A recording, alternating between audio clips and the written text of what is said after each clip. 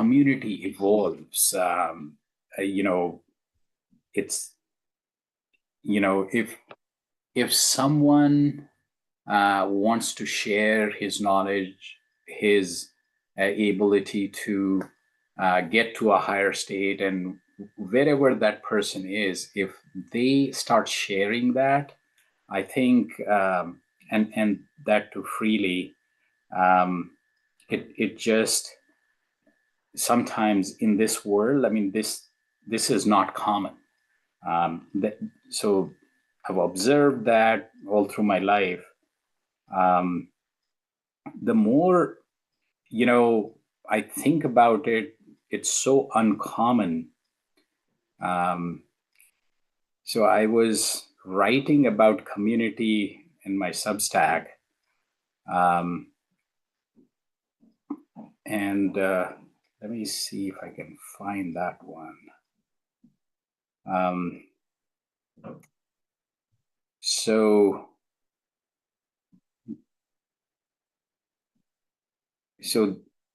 that article starts with a quote from my grandfather, that the goal, and I said the goal of meditation, but basically the spiritual path that he laid out is just to become a better human being. What he called a more, and person who kind of connects with people, cares about people, has compassion, and unconditional and selfless love, which people talk about, but when you demonstrate it, when you actually go down to implementing it and going through your own journey to get to that state where an individual is able to deal with day-to-day life in a way that leads to not just higher state, but self-realization, inner fulfillment, realization of meaning and purpose in life. And so spiritual health is about transcendence, compassion, and the capacity to remain centered amidst the, among the highs and lows of life. So,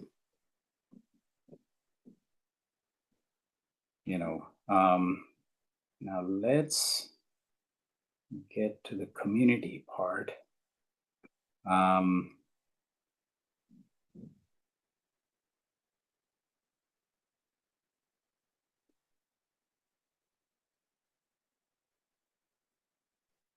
So the way people, so in satsang, like in India, there are like thousands of people, and obviously, like, basically everybody is like sitting on the floor. Where they come from, what title they have, what status they have, is like just plain simple, same, level. But I think what matters here is like the experience that each one feels, the presence, the connection, the whole, within oneself when we evolve, the completeness that comes with it. And that's why, satsang as an experience evolves within. So let's, with that thought, let's get into it. Then we'll talk more about that. So eyes lightly closed and still and relaxed posture. And we are thinking of this presence, this transcendental energy is right here, right now, in form of light, and that light is entering our heart, distributing throughout our body, and we are becoming one with this light. So as the yoga philosophy talks about 8 limbs.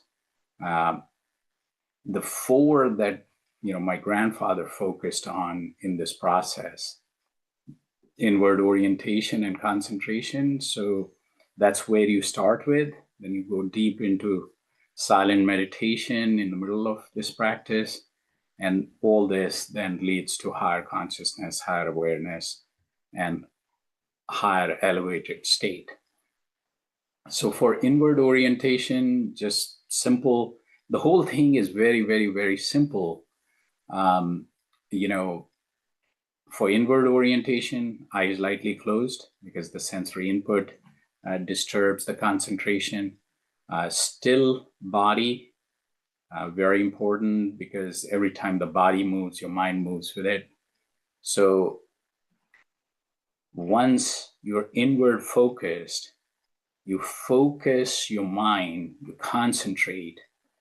And what do you concentrate on is this presence of this transcendental energy in form of light. And that light, then we see in our heart.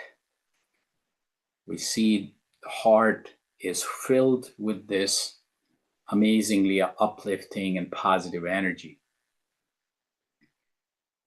And then this light, this energy is then getting distributed throughout the body, and we are becoming the light. So this is the only thought that we want to focus on, we want to concentrate on. So from multitudes of thoughts, we come to this one thought and one thought alone. But then naturally our mind goes away elsewhere. We bring it back to this thought and this thought alone. So we become an observer of this transcendental energy in form of light that's entering our heart, distributing throughout our body, and we're becoming one with this light. We start with music, which helps concentration, and then we get into deep silent meditation. And there will be, situations where you would sometimes, like the monkey mind, the thoughts are coming without control, so you just observe them. Sometimes there is too much, instead of light, you see other things, darkness, etc. But just, I think the idea is that we evolve this practice through those phases. And,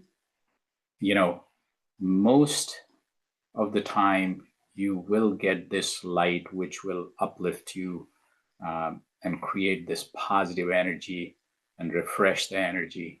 So we want to, but there are other phases as well. So we just have to strive through those to stay in that positive realm. So we'll start focusing on this positive energy and start now.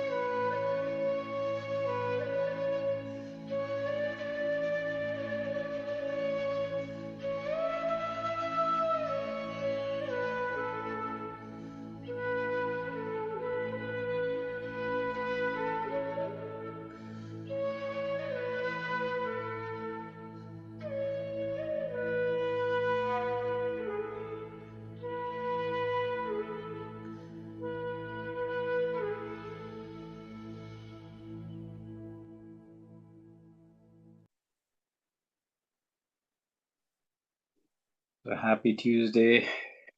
Glad that we are here in Satsang. So I was actually looking at the article on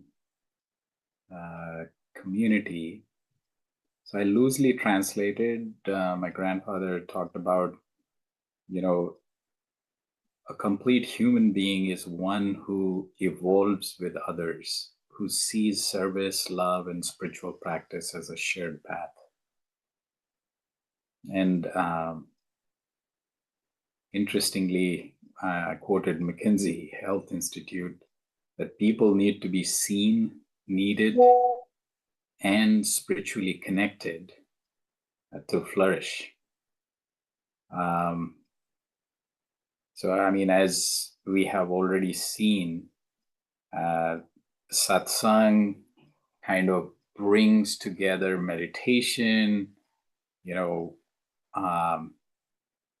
vertical growth, as well as the resulting transformation. And they also talked about collective purity. So I think it's satsang, to be with this transcendental energy, to be with the positive, uplifting energy. But I think if we try to be with people who kind of help that process, I think that definitely helps in any pursuit. I'll pause here. Questions, thoughts, comments?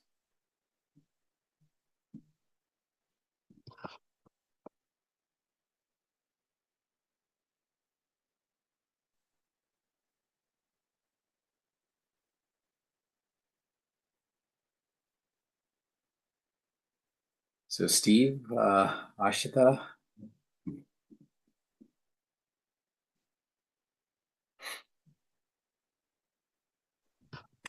Hi. Hello. Good evening. How are you? I'm okay. How are you? Good, good. Thank you for the meditation. Sure thing. Yeah, heading to Toronto soon. So the satsang workshop on Saturday will be from there, from Brampton. Oh, great. Yeah. Yeah. Enjoy your trip. I just wanted to ask a question. Sort of similar concepts that I've always had, same questions I've always had. I feel like I'm repeating these questions. But the last few sessions I sort of missed because I joined them and then my head was just so unable to concentrate on one thought. Like it was very chaotic that I kind of gave up. And then I was sort of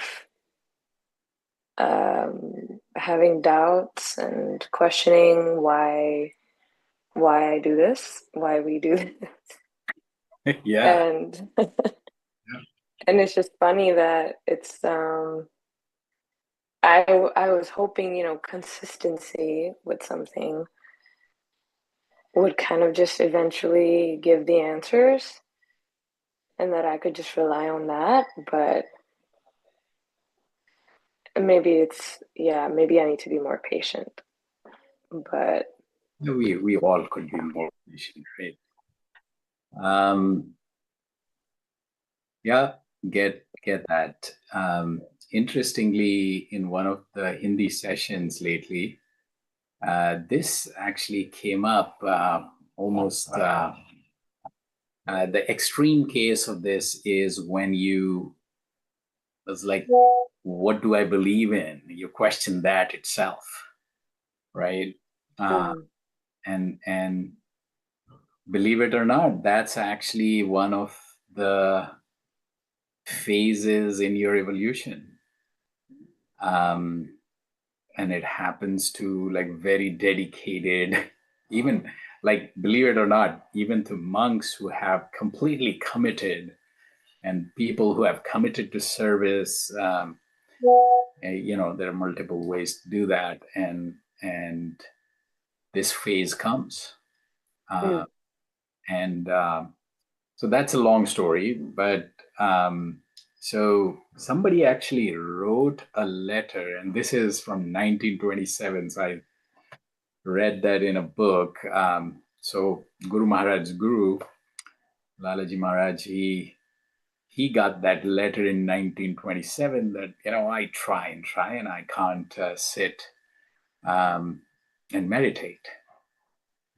So he wrote back. He said, "Oh well, that happens to me too." And then he says the two things that help. So one, which I think is not that relevant anymore because Guru Maharaj's process kind of reduced that time. During those times, he actually used to have very long meditations. And so he said that when I sit beyond half hour, then, suddenly the state changes. Um, so, so bottom line here, this first point was that sitting is more important than what's happening inside. Because if you make this a very strong, consistent practice, it will help in the long run. But then the second thing he said, which I think applies to me completely and totally, was that when I sit with others, people like you, he said in that letter, um, you know, I just find it so much easier. And I mean, satsang was an in-person thing, right? So if you were sitting in an in-person session, the chances that you will get up and go, it's like are less, right? So, so what happens is that when you sit, the environment, the collective energy, it becomes almost like I'm committed to, you know, that session, and somehow, Mm-hmm. I personally find, two things that help me. One, group sessions, and two, when I read, my grandfather's books, um, I don't know, there is this, infectious energy that just completely changes my state. Mm-hmm. But, you know, I mean, but I wouldn't say that that's anything abnormal. It's just, we have to cut through those phases. Okay. Yeah. I Well, mean, looking forward to your book, so I guess. actually, two things that I have started, because this is so very common, not common, so very common. So two things I've started. One, my newsletter. Why am I writing? Just, to answer that question, why should we do this? Right. Mm. And the second thing is, so just started this, I'm planning to record it, working on it for some time now. But so I want to record a guided, like a real, the way, I mean, our sessions I call guided because there is instruction in every session before we meditate, but guided in the sense that there will be music and I'll continue to talk through that, while there will still be 5 minutes of silence and silent meditation. But so in that process, what I'm trying to do is do more hand holding, Mm. um, especially I think in the uh, people who have Um, yeah, I have come to a very firm conclusion that that would help, and not just the beginners, but people in the phase that you just described. Yeah, that would definitely help. Um, but I think it's also not just the question of, what do I believe in? It's that is definitely a whole like process on its own, but also sometimes I feel, at least for me, and I'm sure a lot of other people, we find reasons and we don't know what they are exactly, but sometimes they're not the right reasons. Because this feels, sometimes we want everything to be like a transaction or we want a result in return. So um, when it's something this pure and it's not like that, um, the reasons for coming and showing up and sitting it can already be like, oh, it's not, tension here isn't the best. It isn't positive. It's sort of like, I'm hoping to get something out of this, and that's what I'm focused on rather than um, going with the flow. No, but I mean, in the current culture, whatever the reason be, just meditating um, one way or the other would um, help in so many ways. So even if it starts as a transaction, it will, become second nature eventually, right? So I Mm. I would say don't go too hard on yourself on that one. Just anything that keeps you going, because see, at the end of the day, not only there is more and more research. I mean, Rajat was here. I asked him to get me some raw material for some of the newsletter articles, and he searched for meditation or mindfulness, and there were like 11,000 research papers. I'm like, whoa.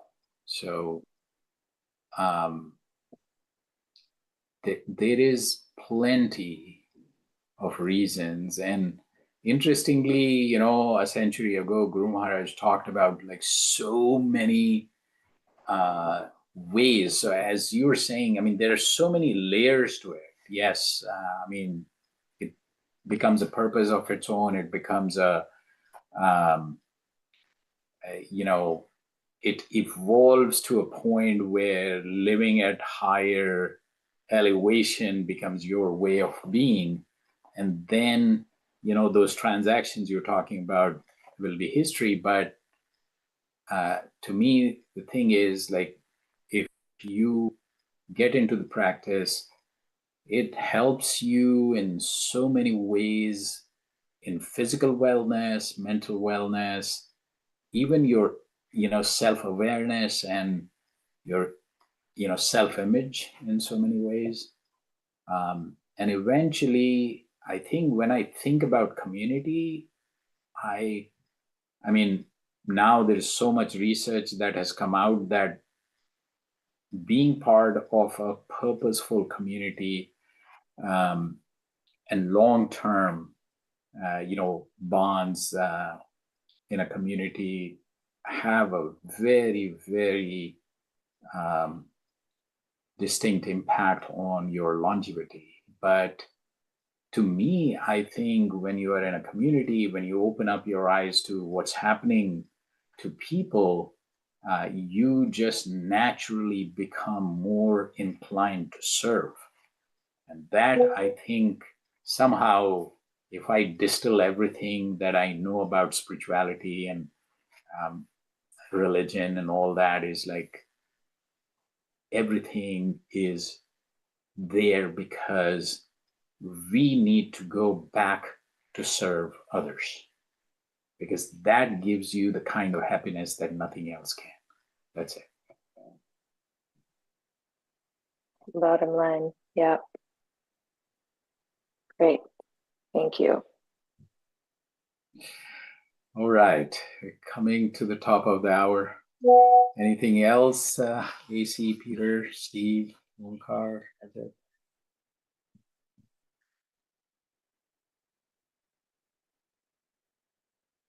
Okay. So good meditation.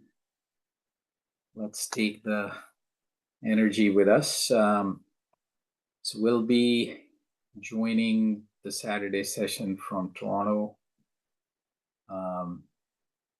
Yeah, looking forward to that, and see you all soon in Satsang.